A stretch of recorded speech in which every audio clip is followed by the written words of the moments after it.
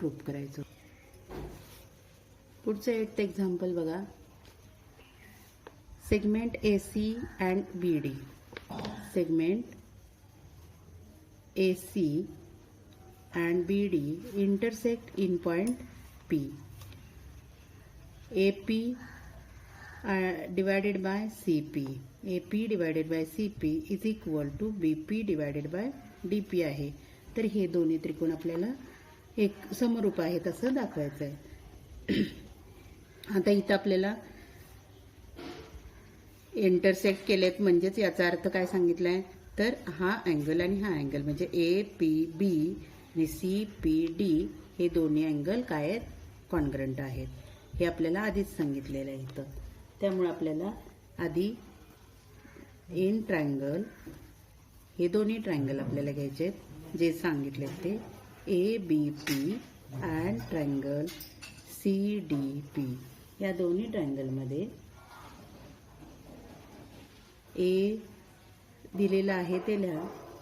AP divided by CP is equal to BP divided by DP. हे given आहे. म्हणजेच काय तर हे दोन्ही दिलेलं आहे रेशो समान आहे म्हणजेच आपल्याला इथं दोन्ही साईड आहेत त्या प्रपोर्शनमध्ये आहेत. आणि त्याच्यानंतर आपल्याला अजून एक दिलेलं आहे APB कॉन्ग्रंट अँगल CPD. काय दिलेला आहे तो वर्टिकली अपोजिट अँगल विरुद्ध कोन.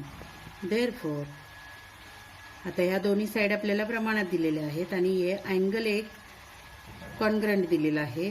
त्याच्यावरून आपल्याला हे दोन्ही त्रिकोण ABP सिमिलर ट्रायंगल CDP सांगता येईल. कोणत्या टेस्टनी तर या दोन्ही प्रमाणात दिलेले आहेत. AP डिवायडेड बाय CP आणि BP डिवायडेड बाय CD म्हणजेच या दोन्ही प्रमाणात आहेत आणि हा अँगल मधला आहे म्हणजे या दोन्ही प्रमाणात आहेत आणि अँगल मधला आहे म्हणून SAS टेस्टनी हे दोन्ही त्रिकोण सिमिलर आहेत. SAS taste.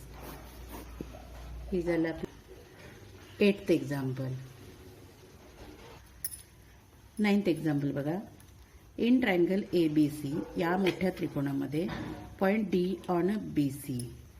पॉइंट D या BC साईडवर आहे अँड अँगल BAC म्हणजे या मोठ्या त्रिकोणाचा हा मोठा पूर्ण जो अँगल आहे तो इक्वल टू अँगल ADC या अँगल बरोबर आहे. एवढं सांगितलं. याच्यावरून आपल्याला काय प्रूव्ह करायचंय तर CA² is equal to CB multiplied by CD हे प्रूव्ह करायचं आहे. आता याच्यामध्ये आपल्याला दोन ट्रायंगल घ्यायचे आहेत. कुठले हे दोन्ही अँगल आहेत दिलेत त्याच्यावरून हे दोन्ही ट्रायंगल आपल्याला विचारात घ्यायचे आहेत. इन ट्रायंगल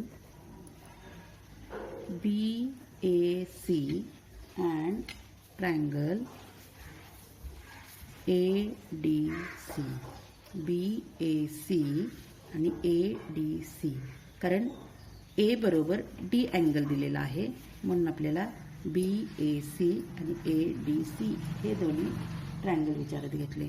याच्यामध्ये आपल्याला दिलेला आहे given angle BAC congruent angle ADC हे दिलेलं आहे गिवन. त्याच्यानंतर या दोन्ही ट्रायंगलमध्ये आपल्याला अजून एक अँगल कॉमन आहे. हा जो C अँगल आहे तो कॉमन आहे म्हणून आपल्याला यायचं आहे अँगल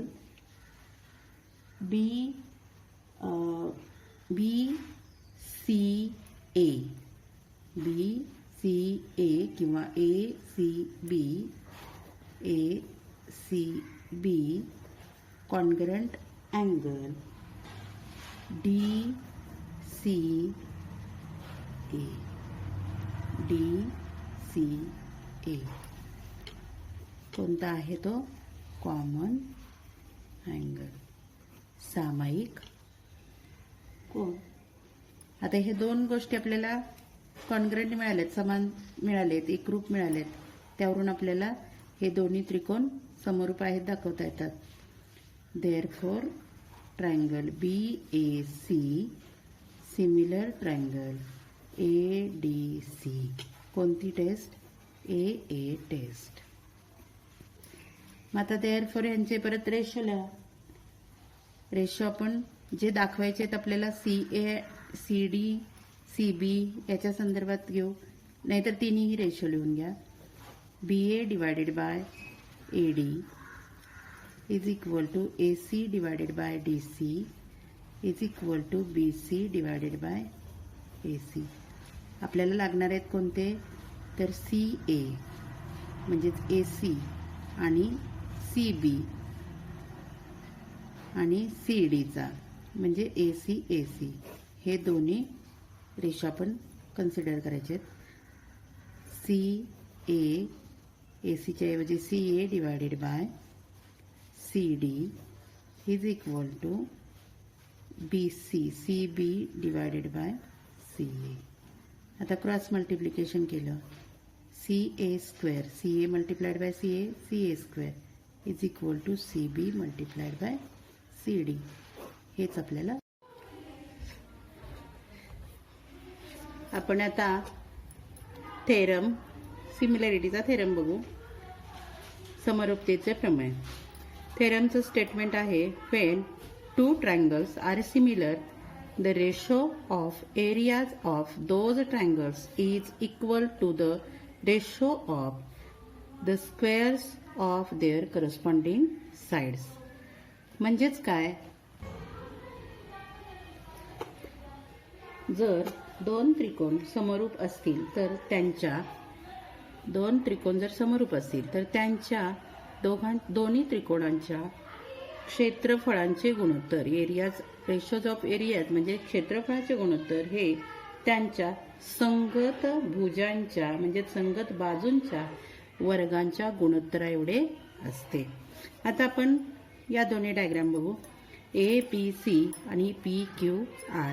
याच्यामध्ये AD परपेंडिक्युलर टू BC आहे, PS परपेंडिक्युलर टू QR आहे. म्हणजेच आपल्याला ADC आणि PSR हे 90 डिग्रीचे आहेत. तसेच ADB आणि PSQ हे 90 डिग्रीचे आहेत. आपण गिवन बघू. Given in triangle triangle ABC similar triangle PQR. आपल्याला थेरमच आहे, इथं सांगितले की when two triangles are similar, दोन्ही त्रिकोण जर समरूप आहेत, म्हणजेच हे दोन्ही त्रिकोण समरूप आहेत. त्रिकोण ABC समरूप त्रिकोण PQR, AD perpendicular to BC, PS perpendicular to QR. Prove काय करायचंय? तर दोन्ही त्रिकोणांच्या एरियांचा गुणोत्तर हे प्रत्येक बाजू ज्या आहेत त्या त्रिकोणाच्या प्रत्येक संगत बाजू आहेत त्यांच्या वर्गांच्या गुणोत्तरा एवढे त्यांचं दोन्यांचं क्षेत्रफळ असतं. हे आपल्याला सिद्ध करायचं आहे. त्यापैकी आपल्याला आता सुरुवात करू. दोघांचं गुणोत्तर घेतलं. Area of triangle ABC divided by area of triangle PQR is equal to area of triangle ABC मध्ये आपल्याला काय फॉर्म्युला असतो? तर 1/2 base into height, 1/2 base BC multiplied by height, 1/2 into base into height आणि PQRचं 1/2 into QR multiplied by PS. मग 1/2 दोन्ही असेल तर दोन्ही 1/2 काय केलेलं आहे? गेलेलं आहे. आणि इतर राहतात BC multiplied by AD, QR multiplied by PS is equal to BC multiplied by AD. आपण फक्त वेगवेगळं मल्टिप्लिकेशन केलं, याला इक्वेशन नंबर 1 दिला. In triangle ABD and PQS. In triangle ABD आणि PQS, फक्त हे दोन मोठे ट्रायंगल आहेत ते याच्यामध्ये angle B congruent angle Q, म्हणजे हा बी आणि हा काय आहेत, कॉन्ग्रंट आहेत. Angle B congruent angle Q दिलेला आहे. Angle A D B is equal to P S Q is equal to 90. Angle A D B P S Q is equal to 90. कारण हे सुद्धा लंब आहेत म्हणजे दिलेलंच आहे. अकॉर्डिंग टू ए टेस्ट हे दोन्ही काय आहेत, समरूप त्रिकोण आहेत. हे अँगल टेस्ट म्हणून हे दोन्ही समरूप त्रिकोण आहेत. मग हे दोन्ही समरूप आहेत म्हणजेच एडी या तिघांचा रेशो घेतला. तिघांच्या रेशोप्रमाणे आपल्याला इथं करता येतं की AD divided by P S आणि A B divided by P Q हा रेशो आपल्याला इक्वल टू दाखवला second equation. But A B C आणि पी क्यू आर मध्ये हे दोन्ही समरूप आहेत, सिमिलर आधीच आहेत. त्यांचा रेशो आहे A B divided by P Q is equal to B C divided by Q R. हे थर्ड नंबरचं इक्वेशन. म्हणजे हे दोन्ही समरूप असेल तर हा रेशो आहे, हे दोन्ही समरूप आहेत तर हा रेशो आहे. याला थर्ड नंबरचं equation. From equation 1, 2 and 3. 1, 2 and आता फ्रॉम इक्वेशन 1, 2 अँड 3 याच्यामध्ये आपल्याला 1 मध्ये काय सांगितलंय बघा, area of triangle A B C divided by area of triangle P Q R. हे फर्स्ट नंबरचं इक्वेशन मध्ये B C divided by Q R आलेलं आहे multiplied by A D divided by P S. हे इथं आहे तसंच लिहिलं. Area of triangle A B C divided by area of triangle P Q R is equal to B C divided by Q R multiplied by A D divided by P S. आता A D divided by P S second equation मध्ये A D divided by P S is equal to A B divided by P Q आहे. पण हे A B divided by P क्यूच्या बरोबर A B divided by P Q बरोबर B C divided by Q R आहे. म्हणजेच A B divided by P Q A divided by B A is equal to B, B is equal to C, therefore A is equal to C आलं. म्हणजेच A D divided by P S is equal to B C divided by Q R. म्हणजेच आता याच्याबरोबर हा, मग इथं A D divided by P एसच्या ऐवजी आपण काय लिहिणार आहे, बी C divided by Q R. म्हणजेच B C divided by Q R आहे तसंच multiplied by A D divided by P एसच्या ऐवजी B C divided by Q R आलं. आता B C multiplied by B C square, Q R multiplied by Q R square. आता इथं झालं पहिल्या बाजूचा वर्गाचं गुणोत्तर झालं हे. आता त्याचप्रमाणे आपल्याला जर दोन्ही त्रिकोण जर समरूप असतील तर त्यांचा रेशो आपल्याला 3 संगत ह्याच्यामध्ये बाजूमध्ये येतो. A B divided by P Q is equal to A C divided by P R is equal to B C divided by Q R. मग आपल्याला एका बरोबर B C divided by Q R बरोबर क्यू आरचा square आहे is equal to A B square divided by P Q square आणि A C square divided by P R square. म्हणजेच आपल्याला हे काय सांगितलं गेलं, जर दोन्ही त्रिकोण समरूप असतील तर समरूप त्रिकोणांच्या गुणोत्तराचा जो रेशो आहे, एरियांचा रेशो आहे, जे क्षेत्रफळाचं गुणोत्तर आहे ते म्हणजेच काय, तर त्या दोन्ही त्रिकोणांच्या संगत ज्या बाजू आहेत त्यांच्या वर्गाच्या गुणोत्तराबरोबर आपल्याला मिळते.